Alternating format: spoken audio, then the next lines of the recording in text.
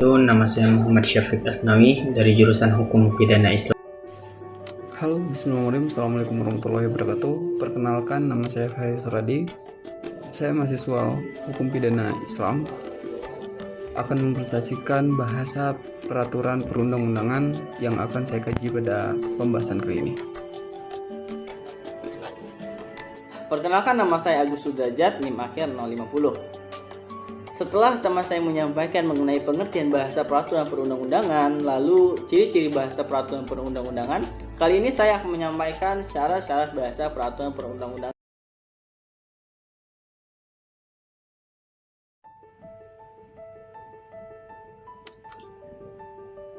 Bahasa peraturan perundang-undangan.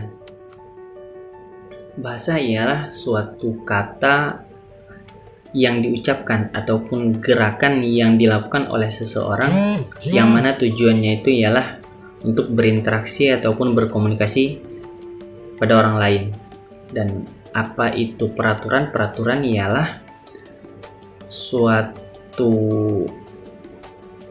hal yang mengikat ataupun pedoman ataupun panduan kehidupan masyarakat yang mana sifatnya itu mengikat dengan tujuan agar masyarakat hidup lebih teratur.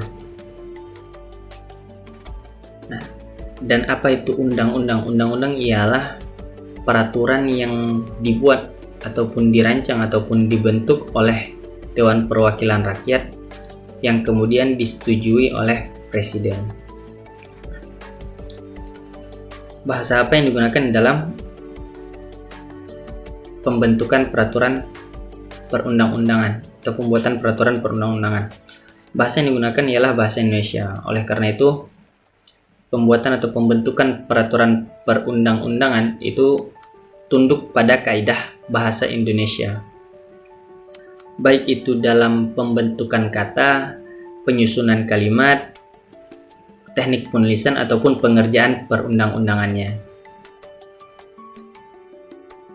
Dan peraturan perundang-undangan juga memiliki ciri khasnya ataupun coraknya ataupun ciri-cirinya, dan itu nanti akan disampaikan oleh teman saya, yaitu Faris Suradi.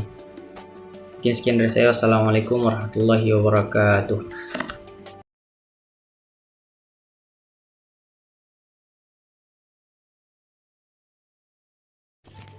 Baik, pada presentasi kali ini saya akan membahas tentang ciri-ciri bahasa peraturan perundang-undangan, yang mana saya kaji dalam satu PDF ataupun artikel yang saya dapat, yang mana di sini ciri-ciri bahasa peraturan perundang-undangan dikelompokkan atau digolongkan dalam 7 kelompok ataupun 7 presentasinya, yang mana salah satu dari ciri-ciri bahasa peraturan perundang-undangan juga disebutkan bahwasanya bercorak, hemat, hanya kata-kata yang diperlukan yang dipakai dalam dalam bahasa peraturan perundang-undangan.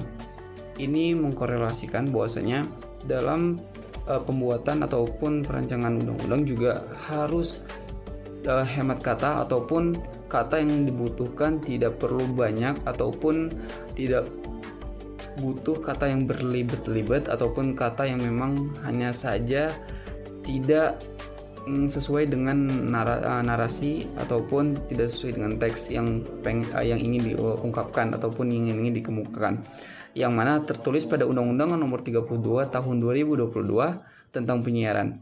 Hal ini juga perlu dikondisikan bahwasanya penyiaran dalam bercorak hematnya kata, artian dalam penyampaian kata juga harus diteliti ataupun harus ditelaah bahwasanya kata-kata tersebut tidak dibolak-balikan ataupun tidak sederhana ataupun dibuat secara sederhana.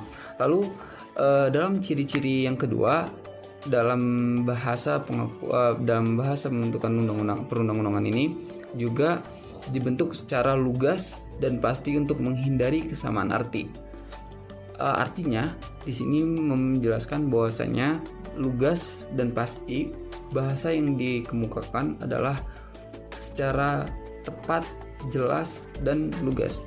Artian kita tidak boleh membolak-balikan atau mempersamakan dengan kata-kata. Contoh yang saya simpulkan atau saya bentuk adalah bekal. Bekal itu adalah satu makanan yang disiapkan oleh anak-anak ataupun remaja ke atas sebelum dia berangkat ataupun pergi kerja ataupun dengan aktivitas yang ada pada keseharian orang tersebut, yang mana bekal itu adalah makanan. Dan yang kedua, bekel adalah permainan yang mana disukai atau digemari oleh banyak perempuan atau wanita ketika pada zamannya tersebut. Hal ini bahwasanya dijelaskan bekel dan bekal adalah sama-sama tulisan, tetapi makna ataupun artiannya sangatlah beda. Antara lain itu sangatlah lugas dan pasti. Dan dalam pembentukan dan dalam bahasa peraturan perundang-undangan, ciri-ciri ini harus tetap diperhatikan sehingga tidak membedai makna ataupun arti dari ciri-ciri bahasa tersebut. Lalu ada yang ketiga, objektif dalam menekan rasa subjektif. Artinya tidak emosi dalam mengungkapkan suatu tujuan ataupun maksud. Di sini dijelaskan bahwasanya tidak ada emosi dalam mengungkapkan suatu tujuan atau maksud. Dalam pembentukan bahasa peraturan perundang-undangan dijelaskan tidak ada kata-kata emosi ataupun bahasa itu mengenakan hati para pembaca ataupun para pendengar, yang mana hanya saja mendengar atau mencernanya secara emosional. Itu tidak diberlakukan ataupun tidak disarankan dalam ciri-ciri bahasa peraturan perundangan. Dan hal ini sangatlah kita perhatikan dan kita tuju bahwasannya tidak akan ada maksud emosi, tujuan, dan hanya saja untuk membatasi bahasa-bahasa sehingga bahasa dalam peraturan perundang-undangan juga demikian bagus.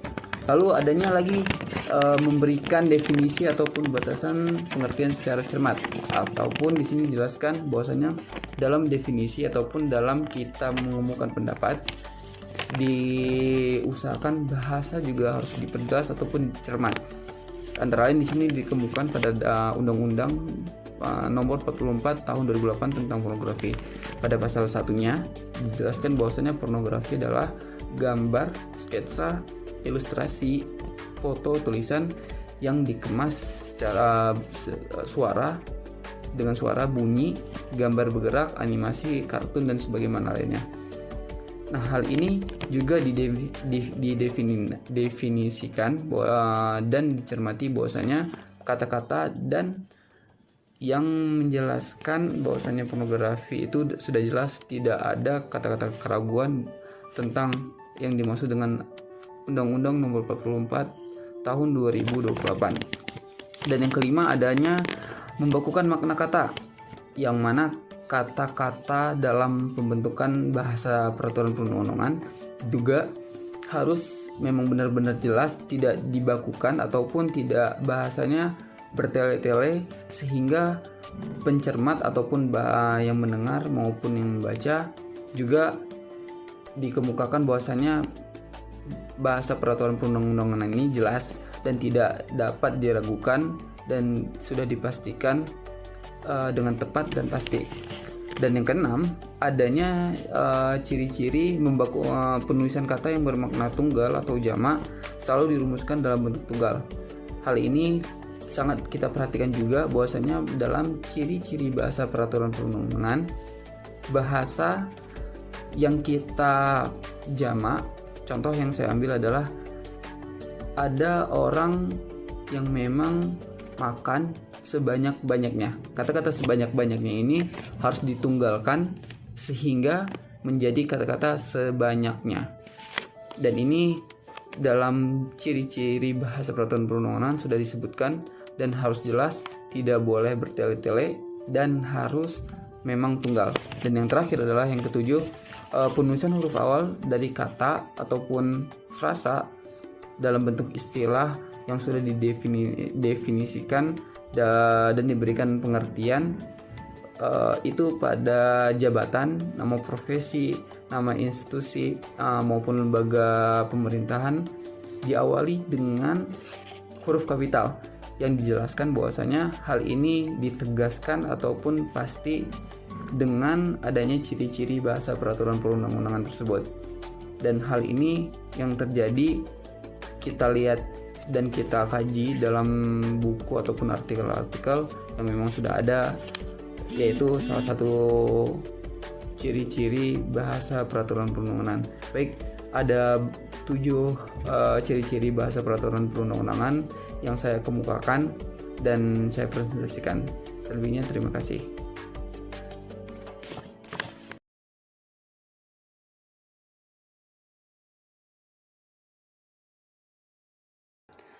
Setelah teman saya menyampaikan mengenai pengertian bahasa peraturan perundang-undangan, lalu ciri-ciri bahasa peraturan perundang-undangan, kali ini saya akan menyampaikan syarat-syarat bahasa peraturan perundang-undangannya. Langsung saja kepada poin yang pertama, menggunakan gaya bahasa yang ringkas dan sederhana. Mengapa demikian? Coba saja jika kita menemukan peraturan perundang-undangan yang ditulis dengan gaya bahasa yang neko-neko dan bertele-tele. Misalkan dalam pasal 33 tentang perkawinan, suami istri wajib cinta mencintai, hormat menghormati, setia dan memberikan bantuan lahir dan batin satu kepada yang lainnya. Oke, kita bandingkan dengan yang ringkas dan sederhana. Suami istri wajib mencintai, menghormati, setia dan memberikan bantuan lahir dan batin. Tentu keduanya berbeda, dan contoh yang kedua dengan ringkas dan sederhana itu dapat sekali mudah dipahami. Sedangkan yang pertama sangat bertele-tele. Oke, kita lanjut kepada poin yang kedua, yaitu istilah yang dipilih bersifat mutlak dan tidak relatif. Mengapa demikian? Karena hal ini bertujuan untuk menghindari sesedikit mungkin perbedaan pendapat secara individual. Lalu, poin yang ketiga adalah real dan aktual atau nyata dan sebenar-benarnya. Bukan merupakan sebuah kiasan maupun sebuah dugaan. Yang keempat, yaitu hendaknya tidak halus sehingga memerlukan ketajaman pikiran pembacanya. Hal ini mengingat bahwasanya manusia memiliki kadar pemahaman yang berbeda-beda pada setiap individualnya, bahkan biasa-biasa saja. Pada poin yang kelima, yaitu tidak merencokkan yang pokok dengan yang pengecualian atau pengubahan, kecuali memang mutlak dianggap perlu. Yang keenam ialah tidak mengundang perdebatan dan tidak memberikan sebuah alasan-alasan yang lebih mendalam secara rinci. Mengapa demikian? Karena tentu saja hal ini dapat menimbulkan berbagai pertentangan. Lalu poin yang terakhir yang ketujuh adalah mempertimbangkan apakah hal ini mengandung sebuah manfaat yang sangat praktis ataukah sebaliknya.